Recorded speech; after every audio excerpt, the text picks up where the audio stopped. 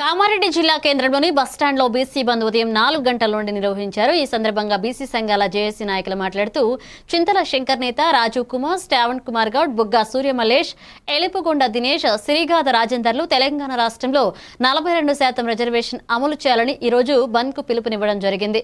అలాగే అందరూ స్వచ్ఛందంగా పాల్గొని బంద్ ను విజయవంతం చేశారు. ఈ బంద్ కు పట్టణ వ్యాపార సంఘాలు అలాగే విద్యా సంఘాలు సంపూర్ణ మద్దతు తెలపడం జరిగింది.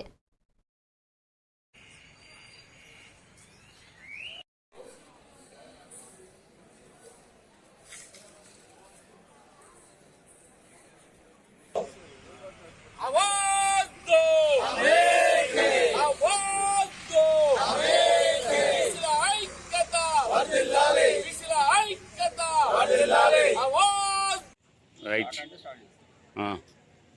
స్టార్ట్. జాతీయ బీసీ సంక్షేమ సంఘం కామారెడ్డి జిల్లా అధ్యక్షుని. నా పేరు చింతల శంకర్ నేత. జేఏసీ రాష్ట్రంలో కాంగ్రెస్ హయాంలో డిక్లరేషన్ ఇవ్వడం జరిగింది. మరి దీన్ని ముందుకు తీసుకెళ్తూ తెలంగాణ రాష్ట్ర ప్రభుత్వం మరి అసెంబ్లీలో అన్ని పార్టీలు తీర్మానం చేసి జీవో 9 కూడా విడుదల చేయడం జరిగింది. మరి ఒక బిల్లు కూడా గవర్నర్ దగ్గర పెండింగ్ లో ఉన్నటువంటి పరిస్థితి. ప్రభుత్వం మరొకసారి హెచ్చరిస్తున్నాము, మా దగ్గర ప్రత్యేకంగా అంత యొక్క డాటా ఉంది. మరి ఆనాడు సుప్రీంకోర్టు కూడా తెలపడం జరిగింది.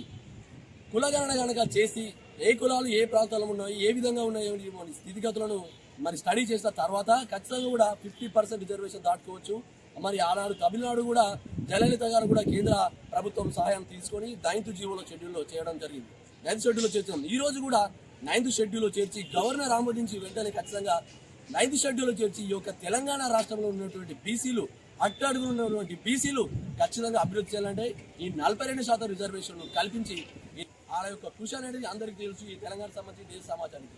మరి ఆ తరహాలో ఈ యొక్క ఉద్యమాన్ని ముందుకు తీసుకెళ్తామని హెచ్చరిస్తూ ఖచ్చితంగా కూడా ఆలోపే మీరు బీసీ రిజర్వేషన్ 42%తో స్థానిక ఎన్నికలకు పోయే విధంగా మరి కేంద్ర ప్రభుత్వం చొరవ తీసుకోవాలని 9th షెడ్యూల్లో చేర్చాలని ఈ సందర్భంగా తెలియజేస్తూ జై బీసీ.